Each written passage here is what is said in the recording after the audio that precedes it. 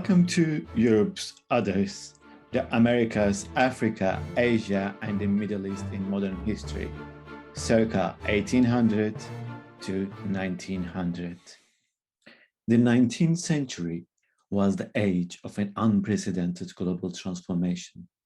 In the period between 1800 and the 1910s, the world grew closer through advancements in transport and communications, while on the other hand, political and cultural differences became more openly visible. At the beginning of the century, a small number of European empires controlled 35% of the world's landmass, but by the 1860s, this number had risen to 60%, and in 1914, to an astonishing 84%. This was both the result and the cause of new spaces and frontiers opening between different modes of power: geopolitical, economic, military, and technological. The rise of Europe as the world's dominant power profoundly shaped the way the Europeans understood the rest of the world and themselves.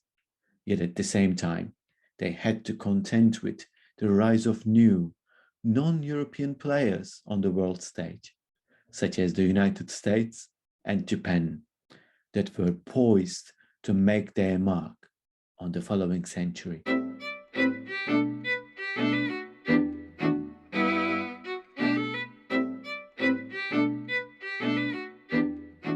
19th century views of America reflected profound changes on both sides of the Atlantic. The United States, an embodiment of political ideas from the European Enlightenment, ascended to economic power while also evolving into a new model of polity for mass society.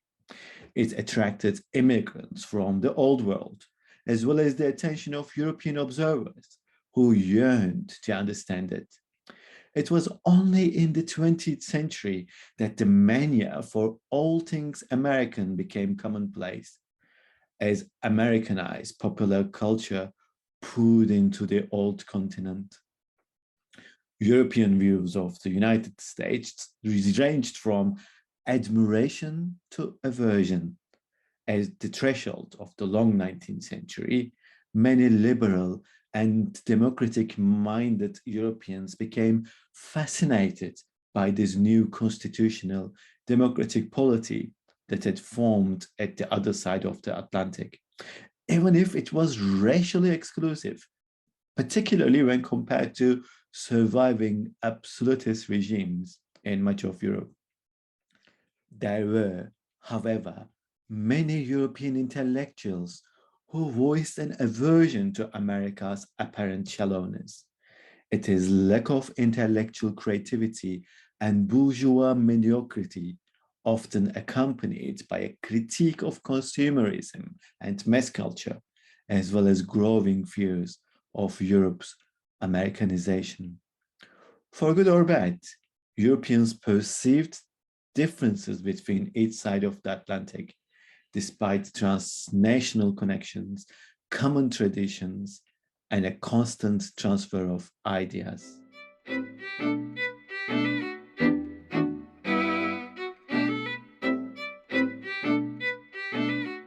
The question of what Asia meant to Europe and vice versa was, and still is, a question of what exactly counts as part of Europe and Asia. The idea of a dividing line marked by the Ural Mountains stemmed from Russian Enlightenment thinkers of the early 18th century, who strove to prove that the Russian Empire was European. The relationship of both continents was conceptualized either as a strict dichotomy or as an open-ended opposition that allowed for spaces in between. On the other hand, Asia could stand in as a symbol of a bright utopia or a frightening dystopia. Was Asia preceding Europe, lagging behind, or was it developing at its own pace? The Age of Enlightenment was accompanied by a preoccupation with Asia. Europe's armchair travelers were inspired by China and its meritocratic social order, which stood in stark contrast to the unbeloved European aristocratic elite. However, in the 19th century, this positive image of Asia changed. In contrast to European models of democracy and monarchy, quote and unquote, Asia, as such, is the breeding ground of despotism, Hegel wrote.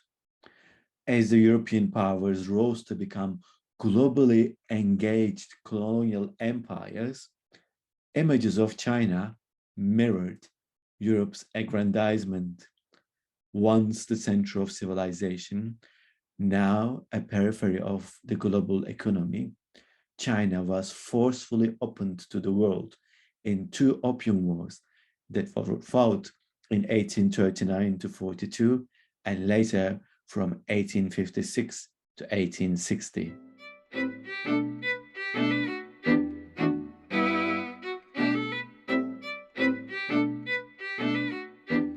The regions that came to be collectively known as the Middle East at the start of the 20th century, namely the Levant, Mesopotamia, Arabian Peninsula, Persia, and Asia Minor, as well as parts of the African continent, were sources of opportunities and threats in European eyes. After the loss of the Americas, as imperial competition for colonies shifted from the West to the east and south of the world, the Middle East and Africa became critical strategic and economic gateways to Europe. They provided valuable markets and resources that helped sustain European economies and uphold a measure of political stability. After the Napoleonic Wars and after the Congress of Vienna in 1815, a new inter-imperial order was established to suspend armed conflict, yet colonial expansion all over the world continued almost unabated. With the piracy of the Barbary Corsairs as a pretext, the French invaded Algiers in 1830. They had the exact same purpose of establishing influence in North Africa as that the British had in the Mediterranean. By the 1910s, with the exception of Liberia and Ethiopia, the entire African continent was under European colonial rule. Lands were confiscated, territories were redrawn on the map, resources were exploited, and along the way, millions of African lives perished. A scramble for the Middle East never took place in the same explicit fashion, nor was the region ever formally colonized in the course of the 19th century. The territories of the Ottoman Empire and Persia were too big and too dangerous to swallow. The Europeans saw an existential threat in the annexation. Any move in this direction could upset the balance of power in Europe and engender a general war. Dubbed the Eastern Question, this most complicated and dangerous issue of international relations of the time indeed prompted the first great power armed conflict since 1815, namely the Crimean War of 1853-1856. Britain and France fought against Russia due to their differences over the future of the Ottoman Empire. Despite all these stark differences between the Middle Eastern and African experiences of European imperialism, a particular form of discursive practice ran through the 19th century. European control was justified with the duty of civilizing the rest.